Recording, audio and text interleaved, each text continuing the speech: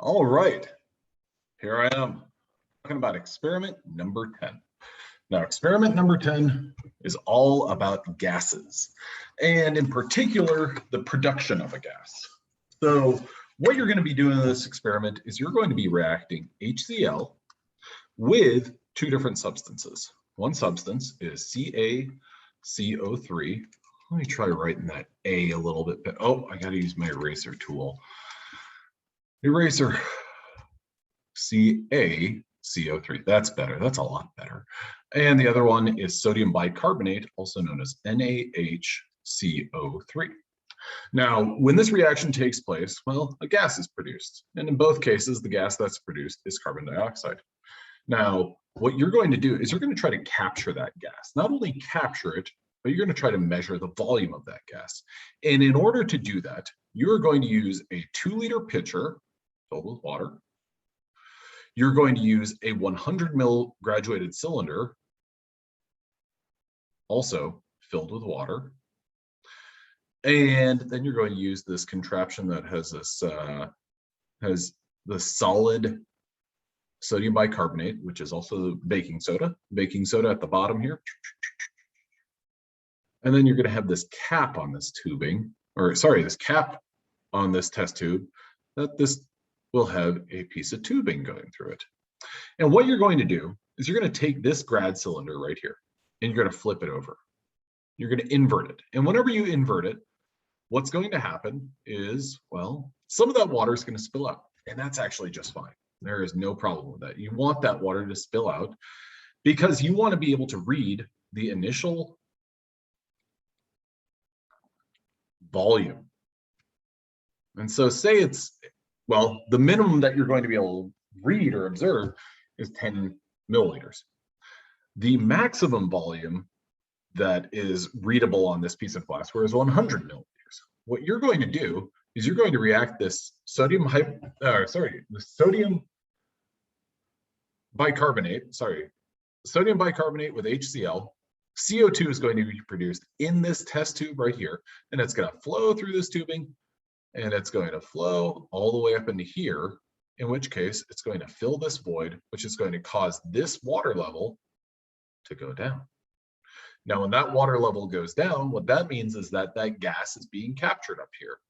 And therefore, you can measure what that gas is, or measure the volume of that gas. So the intent here is for you to measure the amount of that gas that you're producing. You're going to be able to use the ideal gas equation, which is PV equals nRT, and you are going to solve for this right here. How are you going to do that? Well, from an algebraic standpoint, you're going to rearrange this equation so that it is P times V over N times T equals R. Next up, well, how are you going to get all these different values? What's stated on page, I believe it's 143 of your lab manual, is this pressure is your barometric pressure. And that's what we're going to use. We're going to use our barometric pressure. And we're just going to go to some source like weather.com, figure out what the barometric pressure is. That's going to be reported to you in something like inches mercury in Hg. And so you're going to have to convert this to, well, atmospheres. The lab manual shows you how to do that sort of calculation conversion. I believe it is on page, oh, not 143. What was I talking about? That's insane. On page 156. So let's say that the inches mercury barometric pressure is 22.6. Spoiler alert, it's not going to be 22.6 inches mercury.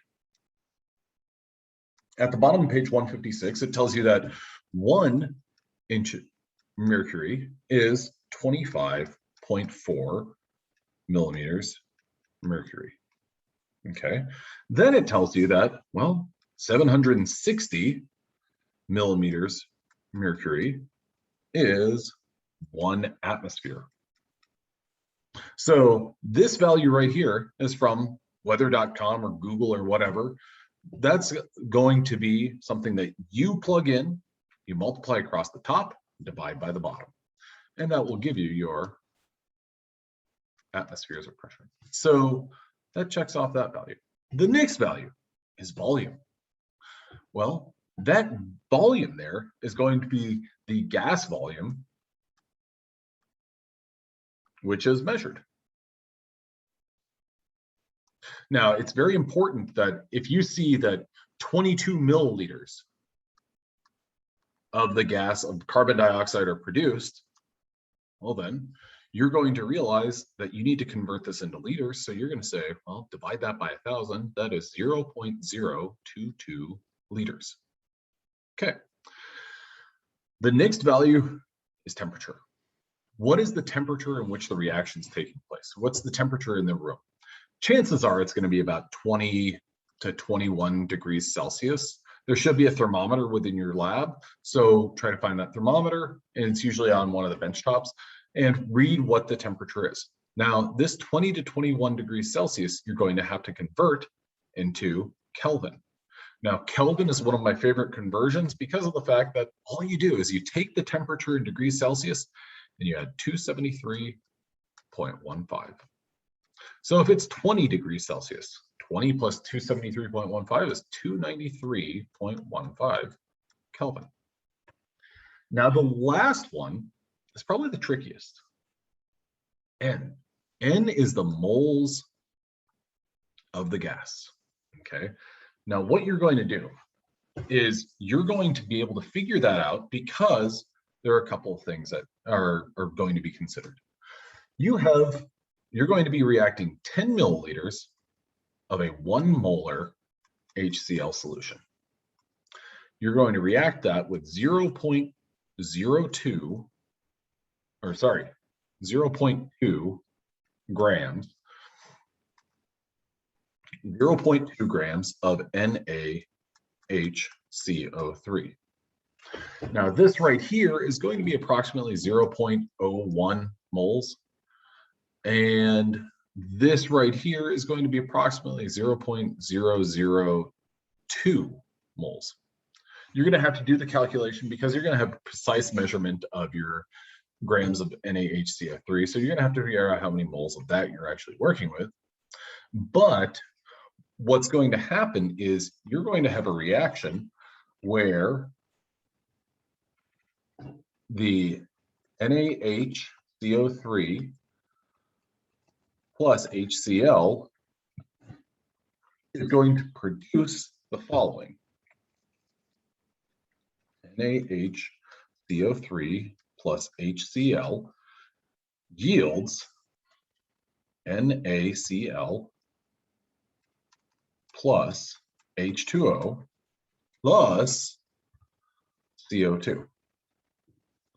Now, you'll need to balance this or make sure that it is balanced before you proceed. We'll just go ahead and do that right now. And sodium's balanced. Yep. Hydrogen's balanced. Yep. Carbon's balanced. Yep. Oxygen's balanced. Yep. Chlorine's balanced. Balanced. So this right here is a balanced chemical reaction. If we have 0.002 moles of this and 0.01 moles of this guy is our limiting reactant. That is going to restrict the number of moles of everything that we produce. So that means we're going to produce, well, 0.002 moles, because as you can see, coefficient in front of here, here, here, here, and here, it's a 1-to-1 ratio.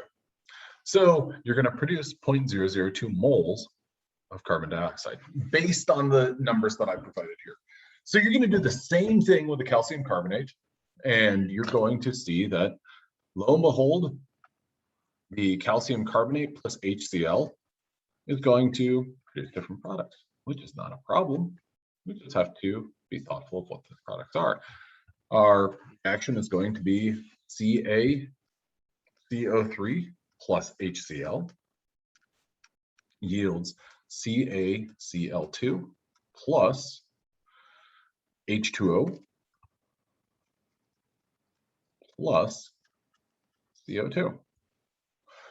Now, what you'll need to do here is, well, you're going to, again, have to make sure that this chemical reaction is balanced, or you're going to have to make sure to balance it.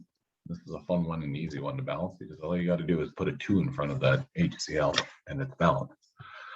We're again going to be working with that same number of moles of HCl and mass of CaCO3. You'll have to record those, make sure that those are right, but that's going to ultimately come up and give you the answers that you need. So ultimately, this equation right here is what you're working with. And we're going to find out what this value is. Solve for that R value. Now, one thing to consider is what are the units of that R value? Well, you can get the units from, well, what are the units of the different values that we're working with? We're working with atmospheres for pressure. You're working with volume in liters. You're working with moles, and you're working with temperature measured in Kelvin. At any rate, I think that's just about all that there is for this experiment. You will have to be careful. You're working with a strong acid, HCl. Wear gloves. You're also working with a graduated cylinder that is filled that you flip over. Do not spill the contents of your graduated cylinder everywhere. It's just water, but don't do it. It makes a big mess. All right, everyone. I hope you have a good week. I hope you do well in your finals and do well in life.